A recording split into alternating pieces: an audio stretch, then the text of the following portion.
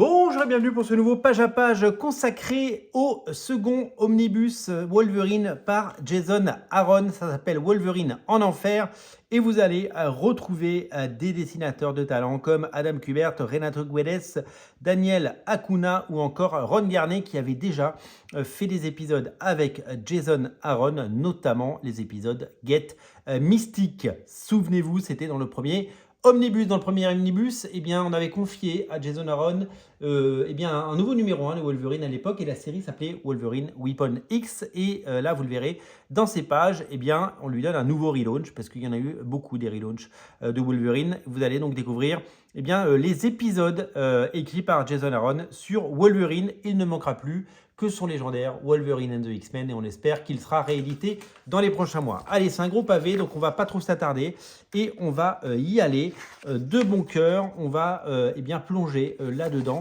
et cet omnibus commence avec eh bien une mini-série. La série Astonishing Spider-Man et Wolverine, signée Jason Aaron et Adam Kubert. Une mini-série qui est donc sortie à l'époque. Hop, attendez, je remets un peu ma caméra comme ça. Ouais, comme ça, vous avez toutes les pages. Voilà, comme ça, on y voit beaucoup mieux. C'est pas mieux comme ça. Eh bien, donc à l'époque du succès d'Astonishing X-Men, ils avaient voulu faire de la gamme de l'adjectif Astonishing eh bien, une marque de fabrique. Donc, il y avait eu une mini-série Astonishing X-Men par Carrie Andrews.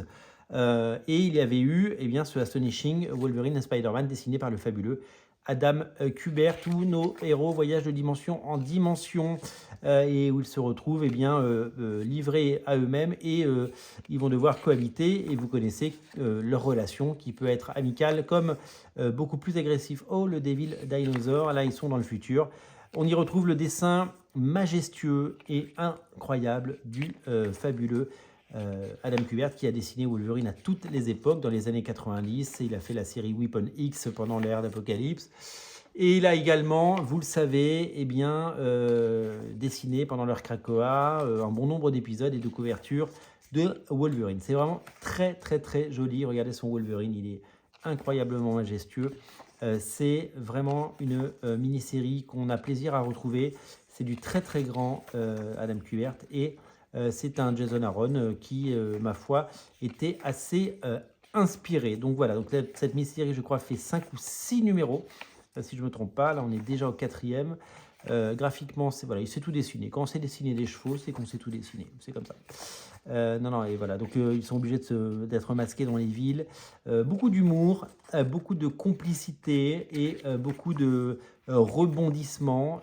Voilà, quand ça passe d'une époque à l'autre, d'une génération à l'autre, d'un univers à l'autre, Mojo n'est jamais très très loin. Son Mojo est super chouette. Il est visqueux comme il faut. Voilà, 5e épisode, regardez-moi ça, c'est de toute beauté. Ça existe en deluxe, hein, ces épisodes.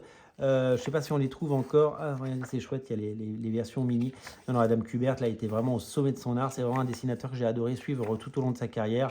Et à chaque fois qu'il fait quelques pages, ça et là, j'essaye d'être au rendez-vous parce que ça fait partie des dessinateurs que j'adore. Ouais, c'est bien 6 numéros. C'est bien 6 numéros. Donc Adam Kubert, dessinateur, vous le savez, de Ultimate X-Men et de Ultimate Fantastic Four notamment. Donc ça, c'est pas rien. Ce sont des très très beaux épisodes. Regardez ça, là. Hop, hop, ce mouvement, c'est super chouette.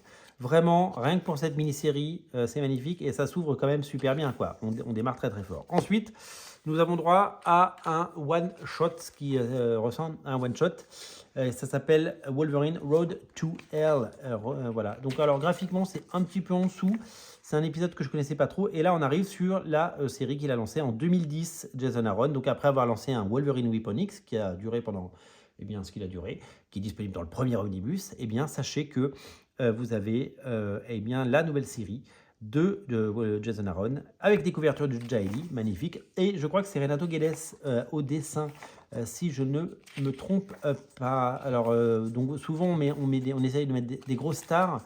Là, vous avez mis Renato Guedes, qui n'a pas eu la plus grosse des carrières. Ah, Mystique est de retour dans ces pages. Je dois vous avouer que, alors, il y aura d'autres dessinateurs après, mais ce n'est pas mon dessinateur préféré. Alors, les couvertures sont sublimes, et je trouve curieux de relancer Wolverine avec voilà, un dessinateur qui sait bosser, hein, il n'y a pas de problème. Hein, aucun manque de respect de ma part. Bien au contraire, je suis assez admiratif de tous ses talents la plupart du temps. Mais voilà, je suis assez, avec le recul, hein, c'est une BD qui a une quinzaine d'années, je suis assez étonné de voir que ils ont fait ce choix, tout simplement. Voilà, couverture magnifique dans le sabre par Jaeli. Alors on va regarder un petit peu les crédits pour pas se tromper. Je fais un petit retour en arrière, tac tac tac, c'est le principe de ces pages à pages. Hop, les noms sont là. Hop, Renato Guedes, il fait les épisodes jusqu'au 5. Après, il y aura du quoi? Il y aura du Daniel Acuna, voilà. On verra. Alors en fait, dans ces épisodes, il y a une partie par Renato Guedes et une autre partie par un autre dessinateur. Voilà. Hop. Donc, des épisodes que je n'ai pas lus à l'époque, je dois vous avouer. Donc je suis content. Alors vous savez qu'il y avait déjà eu une première édition, ça c'est Michael Gaydos, le dessinateur d'Alias, on reconnaît bien. Il y avait une édition de ce bouquin déjà par le passé, et là on est vraiment sur une saga qui permet de redécouvrir ces épisodes. Parce que ça a été réalité et ça fait longtemps maintenant que c'était plus disponible. Donc voilà, donc si vous êtes fan de Jason Aaron, et moi je suis fan de Jason Aaron, eh bien vous allez pouvoir redécouvrir tout cela dans ces aventures inédites. Donc je vous l'ai dit, l'épisode principal à chaque fois est fait par Renato Guedes et après il y a des backup pages faites par d'autres dessinateurs. Donc on reconnaît bien les costumes de l'époque, hein. C'est l'époque Astonishing, hein, donc ça permet de dater les comics. Pendant ce temps, eh bien, il y avait la série Astonishing X-Men qui avait lieu. 6e épisode, Daniel Acuna. J'aime beaucoup Daniel Acuna, ça a toujours été un très très bon faiseur. Voilà. Moi, je suis beaucoup plus fan. Voilà. Après les premiers épisodes de lancement qui n'étaient pas forcément à mon goût, mais ce n'est que mon goût. Je trouve que Daniel Acuna, et je sais que certains préfèrent Renato Guedes que Daniel Acuna. Encore une très belle couverture de Jaeli, incroyablement superbe. Voilà, Magneto. Je n'ai jamais vu ces épisodes. Je n'ai jamais vu. Je ne le lis. Alors, j'ai pas toujours lu Wolverine à toutes les époques. Faut être très honnête avec vous. Et ils ont quand même produit beaucoup. Il y a plus de 300 épisodes de Wolverine qui existent, si on compte toutes les séries bout à bout. Mais là, on est vraiment sur des très très beaux épisodes et c'est de toute beauté. C'est magnifiquement produit et la série prend tout son sens. Voilà. Après un démarrage. Oh, c'est sexy, regardez, c'est sulfureux. C'est pas sexy, c'est redoutable, voilà. Donc, non, c'est vraiment très très propre, Daniel Acuna. Ces omnibus sont là, évidemment, ces pages à pages d'omnibus sont là pour vous montrer les intérieurs, parce que avant d'acheter un bouquin à plusieurs dizaines d'euros, c'est quand même sympa de voir ce qu'il y a dedans. Donc là, ça va quand même vous permettre, Paul Rivera, cette couverture, elle est mythique. On est sur le 5.1. Alors, qui a fait le 5.1? Parce que c'est un peu compliqué à suivre. Le 5.1, c'est Jeff T. Paolo. Alors là, mes amis, je suis bien incapable de vous dire qui est ce dessinateur, mais j'aime bien ce qu'il fait. Donc ces pages à pages, souvent, ces omnibus, ils sont vendus sous blister. Donc souvent, vous ne pouvez pas les feuilleter en librairie. Donc ces pages à pages sont là pour vous permettre de découvrir et peut-être vous décider. Et je le sais, parce que je le sais, qu'il y a des gens qui achètent des omnibus après avoir vu ces pages à pages. Donc merci à tous ceux qui le font, merci pour votre confiance et merci de faire de ces vidéos un succès. Alors ce qui est très important, c'est de préciser à ce moment de la vidéo que cet omnibus que j'aurais acheté quoi qu'il arrive m'a été fourni par Panini Comics, avec qui j'ai un partenariat depuis bientôt 2 ans sur ces omnibus, et donc ils me les mettent à disposition pour que je puisse vous les montrer. Je fais souvent une première vidéo de présentation et après je vous fais un page à page. Donc vous pouvez retrouver le page à page du premier omnibus, Wolverine par Jason Aaron. Vous tapez sur Radio Comics, sur YouTube, vous tapez page à page Wolverine et vous devriez trouver. C'est très intéressant ce que je vois graphiquement là, c'est très très intéressant. Je suis super fan, voilà, là c'est du très très bon dessin, c'est du très très bon niveau. On est au niveau de l'épisode 13, au niveau de l'épisode 13, c'est qui dessine, donc Daniel Acuna, il a fait quoi? Je crois que c'est le retour de Renato Guedes, c'est ça, ben voilà, tout à l'heure j'aimais un petit peu moins bien, ben là j'ai changé d'avis. Peut-être qu'il a pris ses marques sur la série, et là je trouve ça diablement efficace. Voilà, donc des épisodes vraiment de toute beauté. Les couvertures sont toujours aussi belles, Jaeli enchaîne, voilà, et là nous avons, disons que c'est sanglant, c'est du Wolverine comme on l'aime. Écoutez, il faudra que je lise tout ça un jour, hein, parce que je n'ai jamais lu ces épisodes, que je découvre avec vous et avec un plaisir non dissimulé, comme vous pouvez l'imaginer. Évidemment, bien sûr, c'est une évidence. Là, on est sur quel épisode? Parce qu'après, il y a des épisodes faits par quelqu'un qui s'appelle Goran Suzuka, le 15 et le 16. Donc, je pense qu'on est sur cela. Dessinateur que je ne connais pas très bien, je dois vous avouer. Je ne peux pas tout connaître. 15 et 16, c'est bien, c'est Goran Suzuka. Couverture de Jaeli, toujours magnifique. Donc, un dessinateur fill-in qui est venu faire 2 numéros de Wolverine. Voilà.